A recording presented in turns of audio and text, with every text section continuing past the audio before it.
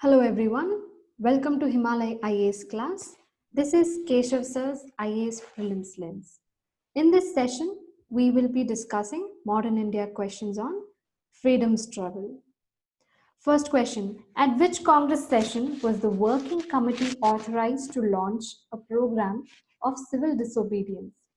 A. Bombay, B. Lahore, C. Lucknow, D. Tripuri. So the answer is B. Lahore. So in Lahore session, the Congress Working Committee launched the civil disobedience movement. Next question. In which of the following provinces was a Congress ministry not formed under the Act of 1935? A. Bihar, B. Madras, C. Orissa, D. Punjab. It was in Punjab that they didn't form the Congress ministry because it was dominated by Muslims. So answer is D. Next question. On the eve of the launch of Quit India movement, Mahatma Gandhi ji 1. Asked government servants to resign. 2. Asked soldiers to leave their posts. 3. Asked princes of princely states to accept sovereignty of their people. Which of the statements are correct? A. 1 and 2. B. 2 and 3. C. 3 only. D. 1, 2 and 3 only. See, during the Quit India movement, Mahatma Gandhi ji did not ask the government servants to resign. He wanted them to resign but declare sovereignty for India and do their duty. The soldiers were not asked to leave their post but instead not fire on their comrades. And the third one, he asked them to do, the princely states to accept sovereignty of their own people and go for elections. So answer is C, 3 only. Next question, consider the following statements. 1. The first roundtable conference, Dr. Ambedkar demanded separate electorates for depressed classes. 2.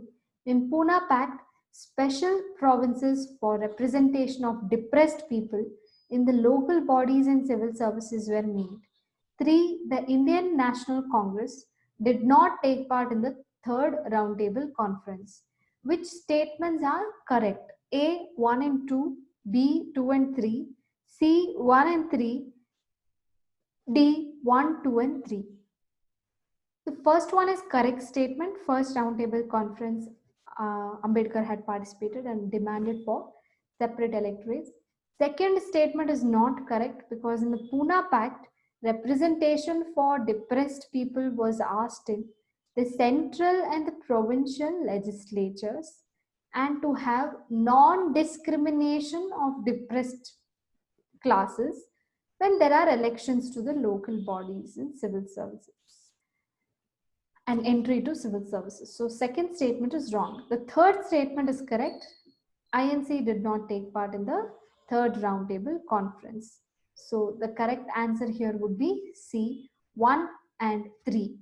Next question. Who among the following was a proponent of Fabianism as a movement? A. Annie Besant, B. Michael Madhusudan Dutt, C. A.O. Hume, D. R. Palm Dutt. The answer is Annie Besant. She was a follower of Fabianism. What was Komagatu Maru? A political party based in Taiwan. B. Peasant communist leader of China. C. A naval ship on voyage to Canada. D. A Chinese village where Mao Zedong began his long march.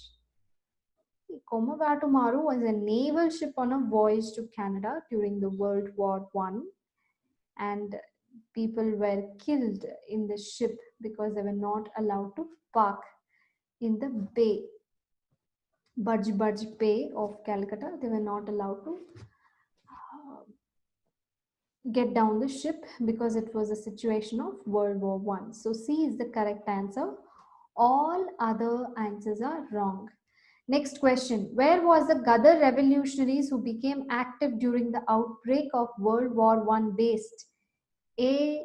Central America, B. North America, C. West America, D. South America. They were based in North America, San Francisco. Okay, so that is the correct answer. Their headquarters was at San Francisco. Next question.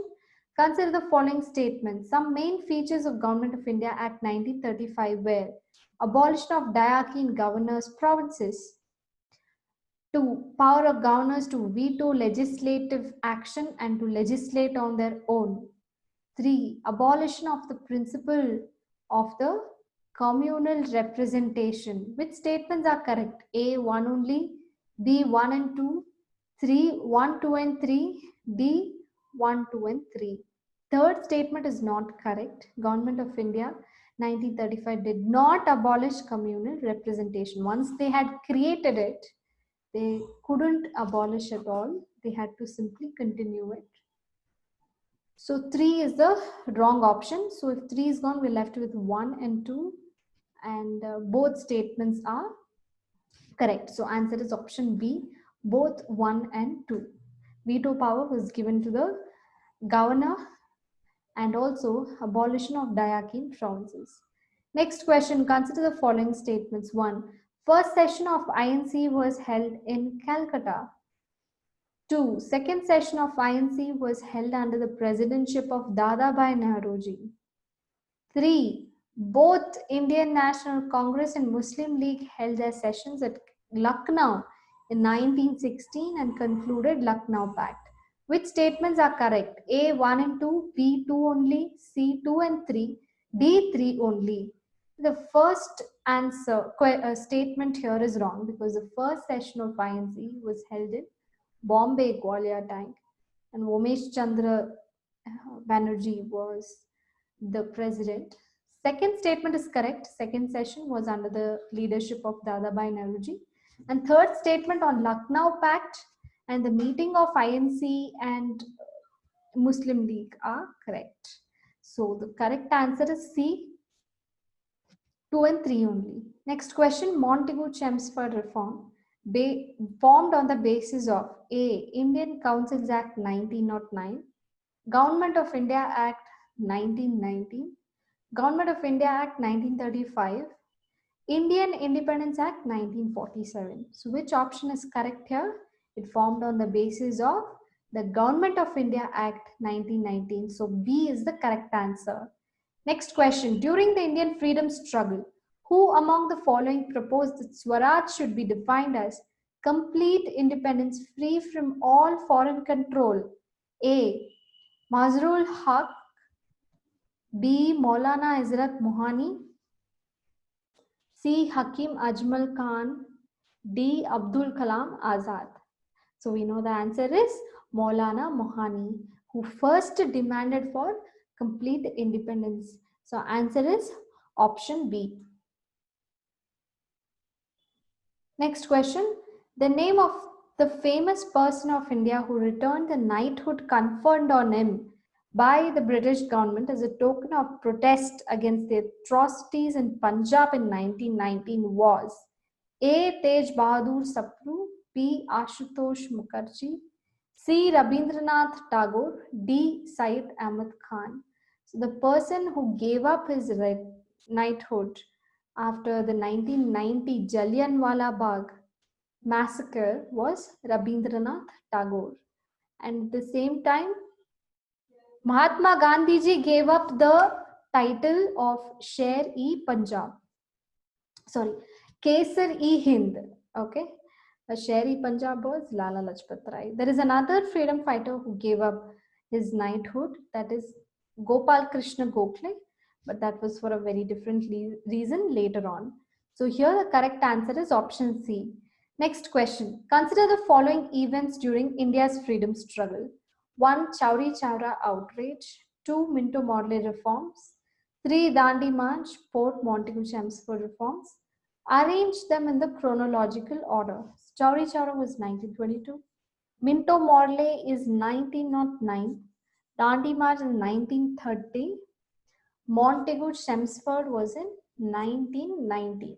So first here is Minto Morley. So 2 comes first, then 4, then we have Chauri Chaura 1, and then last is 3. So that is the correct answer, which is 2, 4, 1, 3. Answer is B. Next question. The leader of Bardoli Satyagraha 1928 was Sardar Vallabhbhai Patel, Mahatma Gandhi, Pittal Bhai J. Patel, Madhav Desai. So in Bardoli Satyagraha, the leadership was held by Sardar Vallabhbhai Patel, and the women in Bardoli, they called Patelji as Sardar. He got the title as Sardar in that Bardoli Satyagraha. Next question, with reference to Indian freedom struggle, which one of the following statement is not correct? A. Rowlatt Act aroused a wave of popular indignation and led to Jallianwala Bagh massacre. B. Subhash Chandra Bose formed the Forward Bloc. C. Bhagat Singh was one of the founders of Hindustan Republican Association, Socialist Association. D. In 1931 Congress session at Karachi opposed Irwin and Gandhi Pact. The first three statements are all correct. 1990 Rowlatt Act was going on and Jallianwala Bagh massacre happened. Subhash Chandra Bose formed the Forward Bloc. It became a faction within INC in 1939. Bhagat Singh was the founder of Hindustan Republican Socialist Association. He renamed it from HRA to HRSA. Then the last option is wrong. Option D, in 1931, Karachi session, they did not oppose, they endorsed the Gandhi-Irwin Pact. Let's look at the CSAT English comprehension question.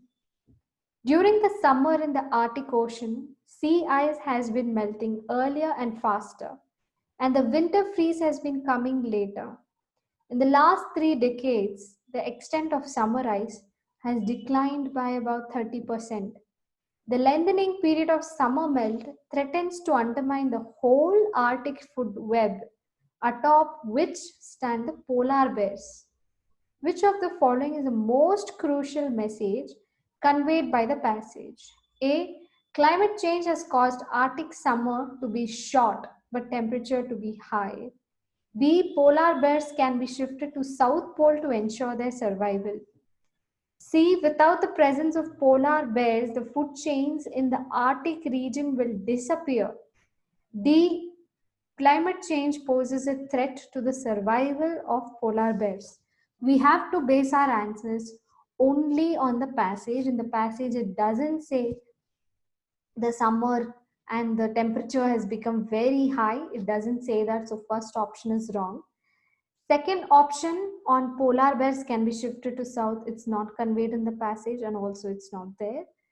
The third statement, if there is no polar bear, there will be food chains will disappear. That part is not given. It just says it will undermine and threaten the entire Arctic food web. It doesn't say disappear. Last option is correct. The most crucial message is climate change poses a great threat to the survival of polar bears. So that is the correct answer, option D. Thank you.